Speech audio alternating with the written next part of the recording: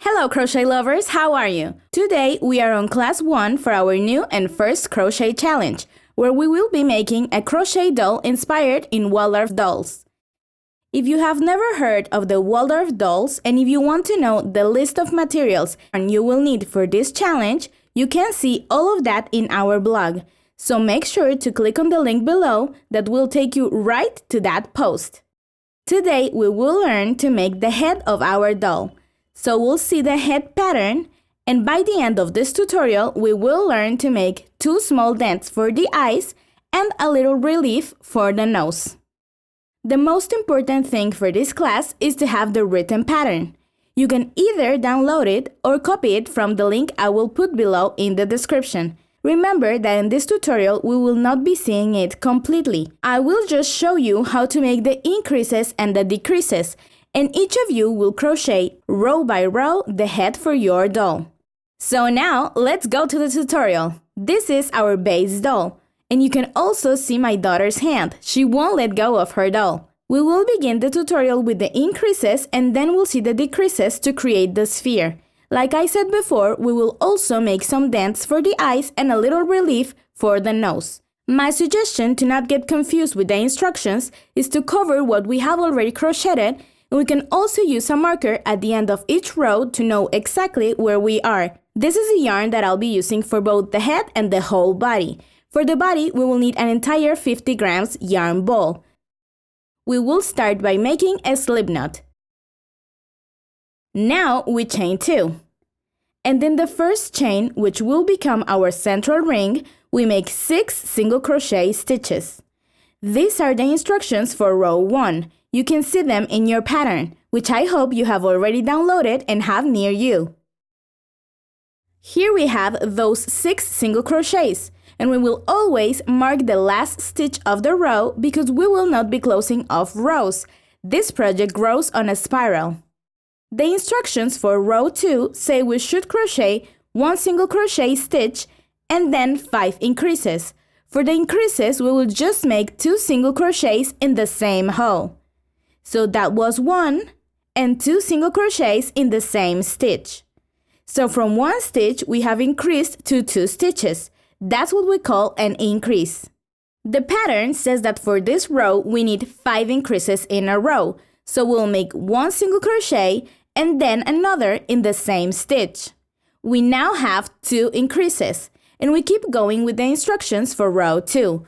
1 stitch, then another in the same hole. We have made 3 increases, and so on until we get to the end. The last increase should be where the marker was, because that's the last stitch from our previous row.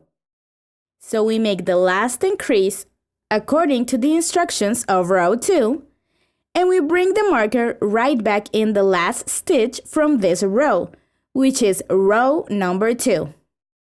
Now we check the written pattern for the instructions of row 3. It says we should make 1 increase. So we make 2 single crochets in the same stitch, then 1 stitch alone, and then another increase. Remember, it's 2 stitches in the same hole. And we follow this with 1 single crochet, just 1 single crochet stitch. We will move forward with the instructions for this row, row number 3.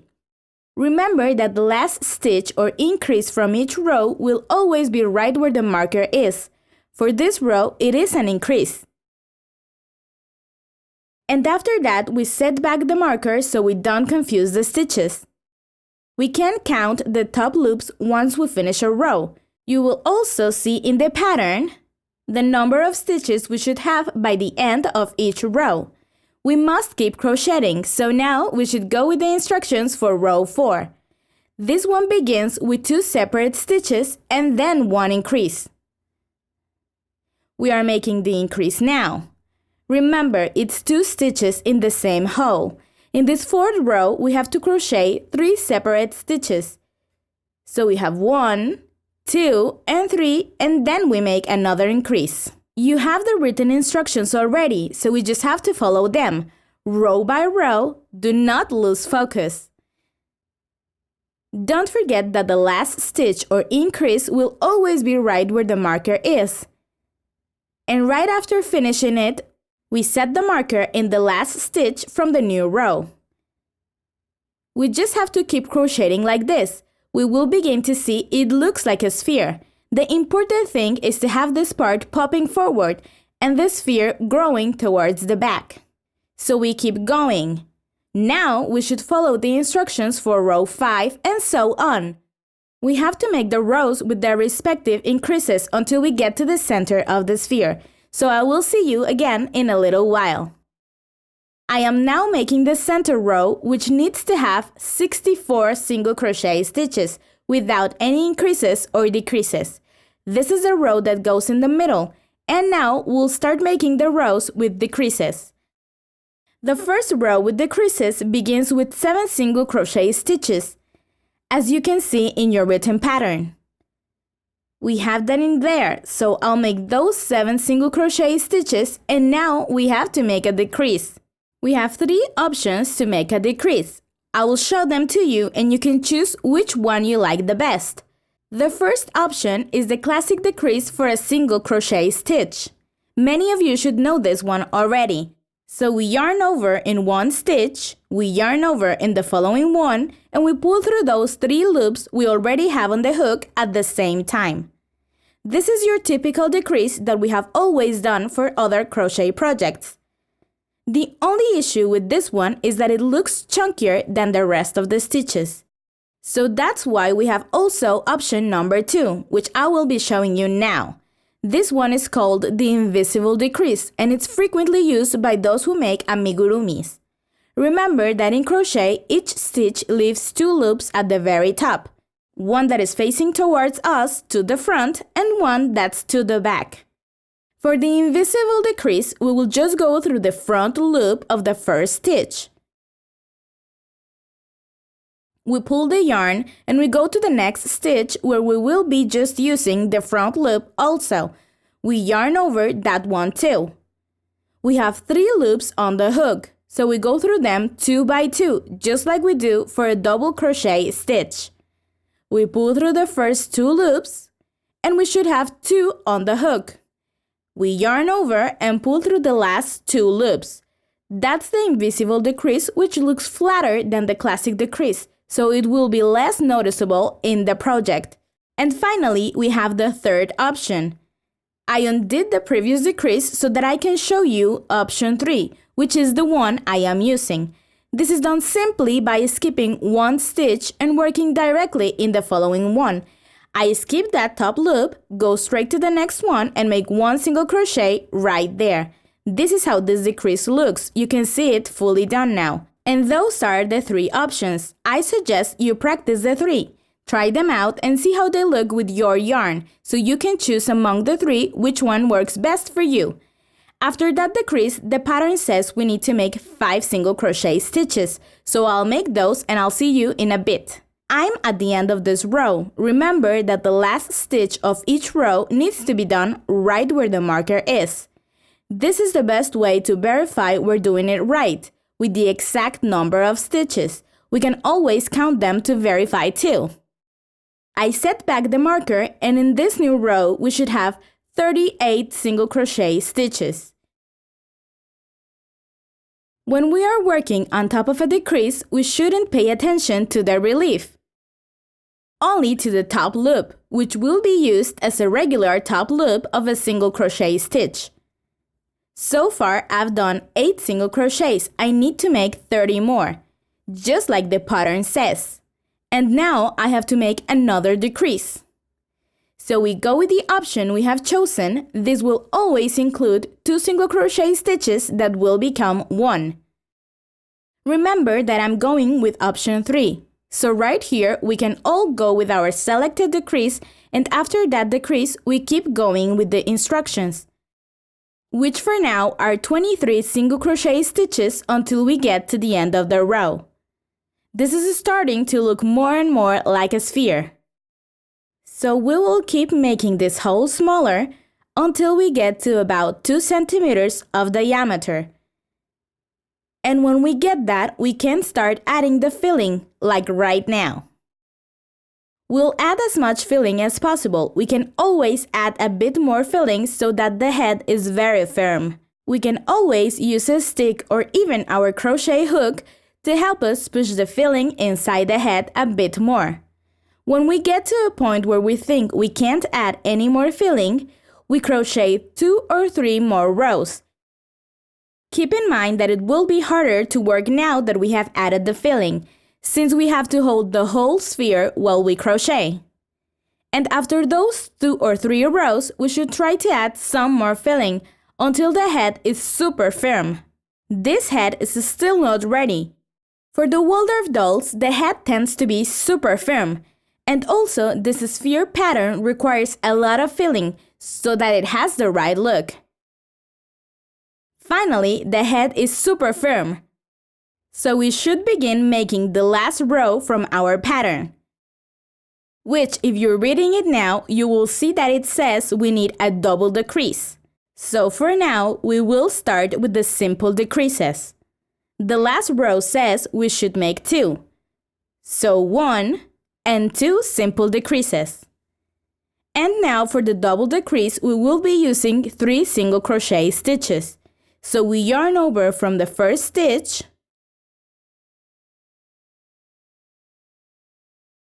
there it is. Then we go to the second one, we yarn over 2, and then from the third one, we yarn over again. We should have 4 loops on the hook, and we pull through all of them. And that's what we call a double decrease. We go from having 3 single crochet stitches to having 2. After this, we make 2 simple decreases, just like the pattern says. And our sphere should be closed off by now. So we can cut the yarn and remove the hook. Don't worry if the top does not look perfect. That's where we will add the hair, so it's okay. We just need to hide the final thread inside the head. It should be stuck in the filling, and we should cut it close to the base, right where the needle comes out.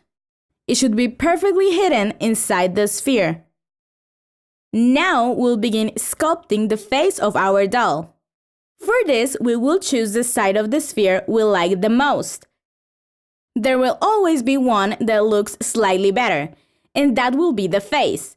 Then we should mark with the different color yarn right in the middle of the sphere. And we should also mark the stitches where the nose and the eyes will be. The nose should be right below that middle part, wherever we think the center of the sphere is. And for the eyes, I'll go 4 stitches away from the nose, but right above the middle part. You can set all of this wherever you want, but for me, it's 4 stitches away from the nose. So I'll just count those 4 stitches in the other direction, and then I set the eye right above the middle part. I'll cut a yarn piece of about 20 or 30 centimeters so that it's easier to work with. And now we should mark the other half of the sphere. This should be the meridian half. And what I'll do is enter the sphere from the stitch next to where I set the eye. And we'll bring the needle out, trying to stay in the same row, but right at the other side of the yarn we used to mark the middle part. So we try to stay in the same row. And we push the needle out after the different color yarn we used to divide the sphere. We remove the needle now, but leave the thread on that side.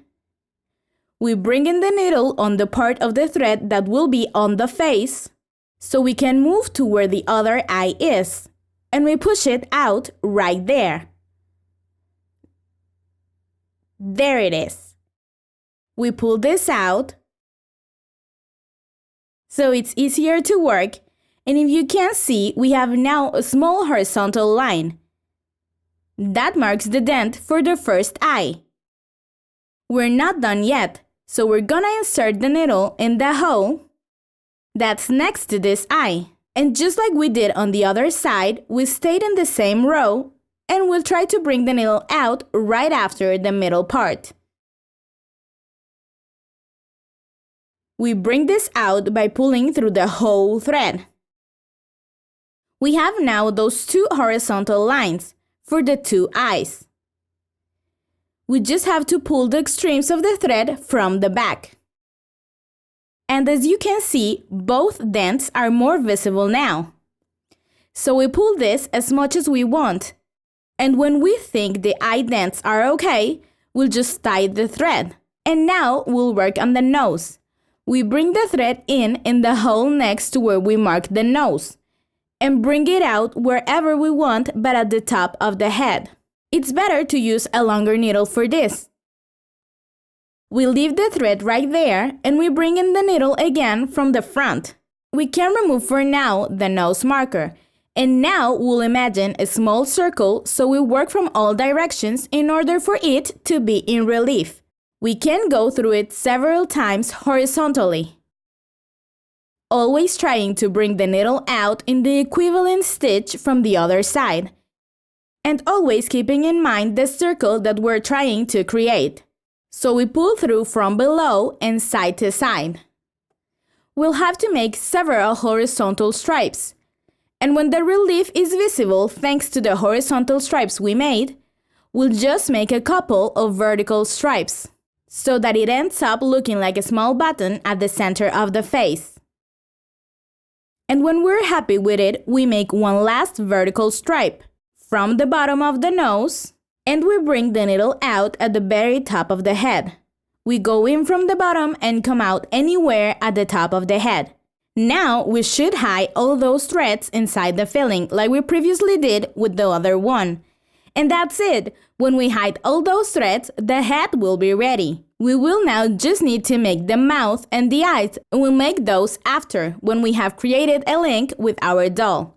So the next class, we'll learn to make the body. Don't miss out! I'll see you right here in Crochet Lovers. Well, Crochet Lovers, that's it for today. Thank you so much to all of you that are or will be part of this challenge from all over the world.